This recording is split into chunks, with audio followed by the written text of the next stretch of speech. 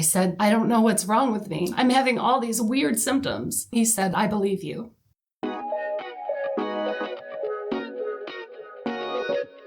Hi, my lovely MSers. I'm Lisa, and I have MS. Everybody who has MS needs to have a team. I mean, not just a team of doctors, which most of us have, but a team of people around you that are supportive, people who you can rely on, and then people who maybe you can just talk to, somebody who understands your disease. For me, I'm very lucky. I do have a medical family. I'm like the only person in my family who's not in medicine. They all work in different parts of medicine, so they all have different perspectives. What's really helpful for me is that they understand the disease. I don't have to explain it to them. They understand that it can cause a lot of different symptoms. It can be a challenge sometimes to explain to people who are not in medicine what's going on. Your immune system is eating the myelin sheath on your central nervous system. Like, that just sounds like...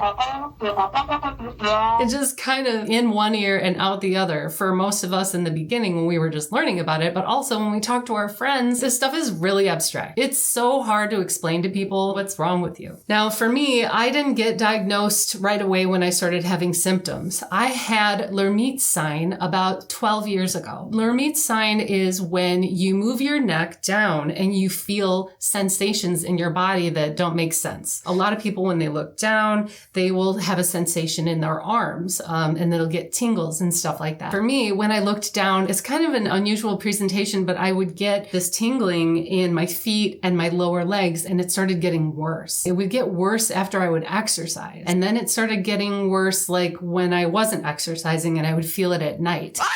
It got worse though.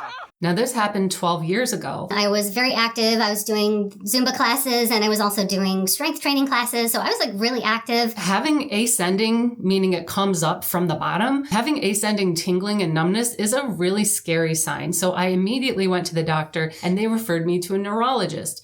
Now, this wasn't an MS neurologist. It was just a neurologist in network, but he decided to do an MRI of my cervical spine only because he thought, well, that's where we would see the Lermite sign. Okay. When I told my neurologists that recently, they kind of made a face, which made it seem like they disagreed with the choices that this doctor made to only look at the cervical spine. First of all, not to look at the thoracic spine or to look at the brain. They just looked at the cervical spine and they said, good to go. You don't have MS. And I was like, oh, I didn't think I had MS. And they were like, yeah, we were looking for MS, but you don't have it. So, just avoid the activities that are causing your feet to do that. If the tingling bothers you at night, we can give you like a lidocaine cream that will numb your foot so that it doesn't bother you at night. That didn't seem like a good solution to me. So I just left the office saying, well, at least I don't have MS. And in the back of my mind, I was like, that's really weird. It just kind of stopped there. And I know that a lot of other people with MS have had similar experiences. This is a weirdo disease. The symptoms come and go. They're hard to explain to doctors. It's just hard to explain. So a lot of people have this experience when they interact with the medical system. Now, I have other people in my life who are in the medical system and, there was nothing that they could do. Nobody in my family is an MS neurologist. We just had to trust what the specialist had to say there. And I remember feeling so much despair because when you have a symptom and the doctor doesn't find anything, it can be really frustrating because you know that there's something wrong. When they don't find anything, we can start to doubt ourselves and think, well, am I just making this up? Is it just stress? Oh, I'm having so much stress that I caused my legs to start having ascending tingling and numbness. That doesn't make any sense, but it brings up those feelings of self-doubt. What's wrong with me that they didn't find anything and I'm having these sensations? So I spoke to my brother who has been in medicine for a long time. I was crying. I said, I don't know what's wrong with me. I'm having all these weird symptoms. I feel like, is this a psych issue? I'm working on my mental health all the time. I'm trying my best, and yet am I having some kind of weird psych issue that's causing me to imagine that I'm having this problem? Because that sounds really scary, to think that maybe you would have imagined your symptoms and that they're not real. It causes a lot of psychological distress to think, wow, maybe I'm making up my disease. It's a stupid holdover from our culture. I did have a conversation with my brother and I was crying and saying, I just don't know why am I having this experience. And there were 3 things that he told me that have been so important in relation to having chronic illness. The first thing he said was that I believe you. I don't think you're making it up.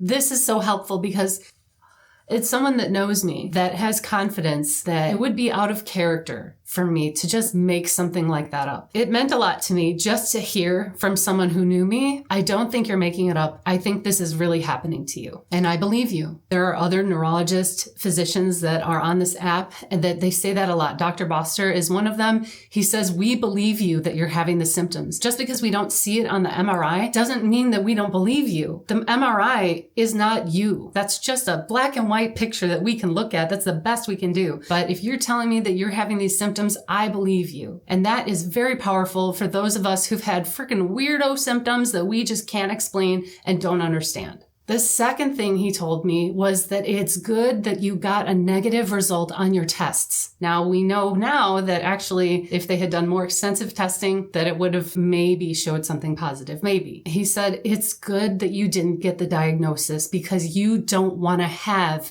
these diseases. And that's absolutely true. So sometimes when we go to the doctor and they do tests and all the labs come back normal, they say it looks like you're healthy, but you know that there's something wrong. You can almost want to get a diagnosis because you want to understand what's going on with your disease. I wanted some validation for why I was experiencing this. And the truth is that no, I did not want that kind of validation. I did not want a diagnosis of a disease. Even though it's frustrating, I should celebrate the fact that they didn't find anything wrong on the scan. That's not what we want. We don't want to have a disease. And the third thing, and this is really hard for us to understand, is that just because we don't know what it is doesn't mean that there's nothing wrong. It only means that we've reached the limits of technology. We've reached the limits of modern medicine. They can only do a scan. Doing a scan is a miracle. They can show you pictures of the inside of your body. It's like magic. It's so incredible. But at the same time, those images are so limited. I remember having this discussion with my dentist, and she said, look, we're using X-rays. This is a two-dimensional picture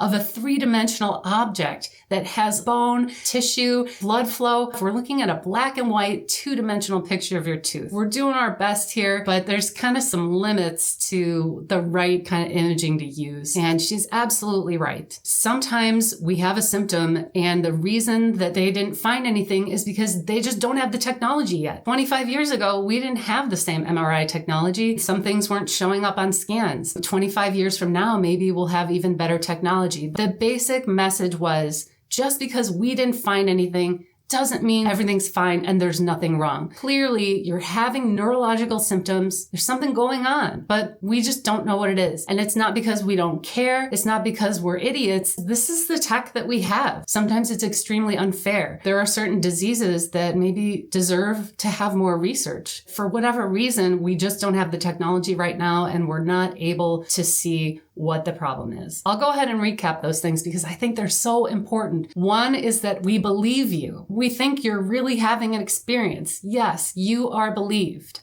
Number two, it's good that your labs came back normal. Even though it can be disappointing and confusing, you don't want your labs to come back abnormal. You don't want to have a diagnosis of a disease. Even though everything else is difficult, it's still something to celebrate. And number three is that just because they didn't find something doesn't mean there's nothing wrong. It just means that we've reached the limitations, our doctor, our technology. There are so many things that we still need to learn about the human body. And we know even less about the brain. We're studying it all the time, and I still feel like we just scratched the surface. So I hope that this helped someone. It definitely helped me, and it changed the way that I think about my health. Every time I get lab results back normal, I celebrate and I say, good, look at how healthy I am. I have normal potassium. Or, hey, look at that. Oh, my blood sugar is spot on. That's great. I love to see that. So every time they come back normal, I celebrate and I think, oh, thank goodness. Even though I'm not healthy in some areas, there are other areas that I'm very healthy. Liver and kidney function, doing great, okay? Not drinking and smoking, awesome, great for your health. There's a lot of things to celebrate. Even if you're not feeling well, there's still a lot that's going right. I try to focus on that. It's not always easy when I'm not feeling well, but I'm so happy to at least have some of those things be a part of my health. I hope this helped somebody today. Thanks for tuning in to the MS Power Hour, and bye for now.